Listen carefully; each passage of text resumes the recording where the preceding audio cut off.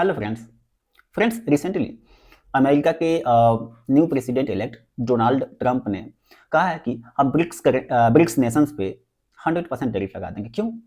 क्योंकि BRICS Nations ने recently जो समिट हुआ था रशिया के कजान शहर में, उन्होंने ब्रिक्स नेशंस ने उस ग्रुपिंग में बात किया था कि हम डी डॉलराइज करेंगे और लोकल करेंसी में ट्रेड करेंगे। तो क्या क्या यूएसए का नुकसान क्यों है इससे? यूएसए का नुकसान इसलिए है फ्रेंड्स, क्योंकि तब ये लोकल करेंसी में ट्रेड करने लगेंगे, एक नया करेंसी डेवलप कर लेंगे ब्रिक्स नेशंस, तो क्या होगा? जो डॉलर का वैल्यू है अंडरमाइन हो जाएगा, डॉलर का वर्चस्व खत्म हो जाएगा। तो इसीलिए ट्रंप नाराज हैं कि अगर डॉलर का वर्चस्व खत्म हो गया तो मेरा तो इसी वर्चस्व खत्म हो जाएगा। और उनके सामने चाइना, इंडिया, रसिया एक बड़ा चैलेंज के रूप में उभर रहे हैं, तो ये उनको एज ए थ्रेट देख रहे हैं। इंडिया ने कैसे रिएक्ट किया जब डोनाल्ड ट्रंप ने बोला कि हम ब्रिक्स नेशंस पे 100% टैरिफ लगा देंगे? तो इंडिया ने कैसे रिएक्ट किया? रिसेंटली 2 दिन पहले इंडिया के आरबीआई गवर्नर श्री शक्ति कांता दास जी ने एक इंटरव्यू में बोला कि हम there is no such plan to dedollarise the Indian currency, dedollarisation. तो उन्होंने कहा क्यों? क्योंकि हम चाहते हैं कि हम डिरिस्क कर पाए अपने ट्रेड को। क्योंकि हम क्या करते हैं, अगर डॉलर में इंपोर्ट करते हैं, एक्सपोर्ट करते हैं, तो क्या होता है कि उससे जब डॉलर डिप्रिशिएट होता है, अप्रिशिएट होता है, तो हमारा इंपोर्ट और एक्सपोर्ट ज़्यादा वेरी करता है। फॉरेक्स डिपेंडेंसी हमारा कम हो जाएगा, फॉरेक्स रिजर्व कम रखना पड़ेगा अगर हम लोकल करेंसी में ट्रेड करते हैं। तो फ्रेंड्स, अभी रिसेंटली ये तो इंडिया ने कैसे रिएक्ट किया।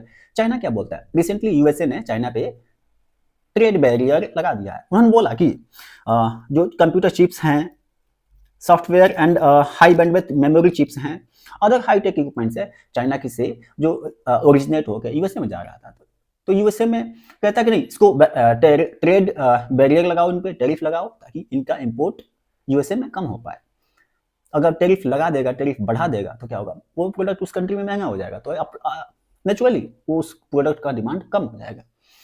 फ्रेंड्स, रिसेंटली इन्होंने ये भी बोला है, चाइना ने कैसे रिटेलिएट किया। चाइना ने बोला है कि चाइना ने कहा कि नहीं, हम गैलियम, जर्मेनियम, आर्सेनिक, एंटीमनी और अदर हाईटेक मटेरियल जो यूएसए में जाते हैं, उनको हम एक्सपोर्ट नहीं करेंगे, एक्सपोर्ट ना करो। तो चाइना ने ऐसे रिएक्ट किया है कि और इंडिया पे क्या इंपैक्ट होने वाला है? जिस तरीके से ट्रेड बैरियर, टैरिफ वार चल रहा है, तो इंडिया कैसे इंपैक्ट होने वाला है? फ्रेंड्स, रिसेंटली यूएसए ने ये भी सिग्नल दिया था कि हम अपने जो लोकल जो स्टील इंडस्ट्री है, उनको हम बढ़ावा देने के लिए, उनको प्रोटेक्ट करने के लिए हम टैरिफ लगाएंगे।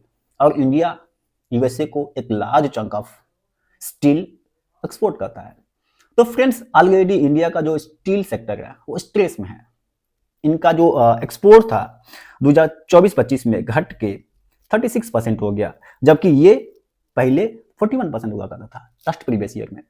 तो फ्रेंड्स, इंडिया का स्टील सेक्टर डेफिनेटली सफर करने वाला है। इनका मार्केट डिमांड ऑलरेडी कम है, और हमारा जीडीपी जो सेकंड क्वार्टर का था 5.4% पे आ गया। तो डेफिनेटली इस ट्रेड वार से इंडिया का जीडीपी भी सफर करने वाला है। रिसेंटली फ्रेंड, ये भी आ रहा सुनने में कि यूएसए ने बोला है कि हम चाइना पे 10% टैरिफ लगा देंगे, और अगर 10% टैरिफ लगाते हैं तो इंडिया पे ज़्यादा कोई फर्क नहीं पड़ने वाला है, ट्रेड नॉर्मल चलते रहेगा। उन्होंने कहा अगर 60% टैरिफ लगा देते हैं तो डेफिनेटली जो चाइना का जो कंपनीज है इंडिया की तरफ रुख करेंगे, तो इंडिया को बेनिफिट होने वाला है। फ्रेंड्स, आप क्या कहते हो? Please comment. क्या वास्तव में इस ट्रेड बैरियर से प्रोडक्ट्स महंगे होंगे? अपॉर्चुनिटी है कोई? मेरे हिसाब से ट्रेड बैरियर से इन्फ्लेशन बढ़ेगा। क्यों इन्फ्लेशन क्यों बढ़ेगा? क्योंकि आप टैरिफ बढ़ा दिए अपने इंडस्ट्री को प्रोटेक्ट करने के लिए। तो डेफिनेटली जो कंट्रीज है, जो कंट्रीज हैं, जो कंपनीज हैं, वो क्या करेंगे? दूसरा नेशंस ढूंढेंगे कि हम वहाँ इक्विपमेंट्स बनाएंगे, तो कुछ कंट्री को फायदा होगा। जैसे इंडिया एक अच्छा नेशन साबित हो सकता है, एक अच्छा डेस्टिनेशन साबित हो सकता है, जहाँ पे कंपनीज अपना इन्वेस्टमेंट करना चाहेंगी। फ्रेंड्स, आप क्या कहते हो? Please comment. I will read that. Thank you very much.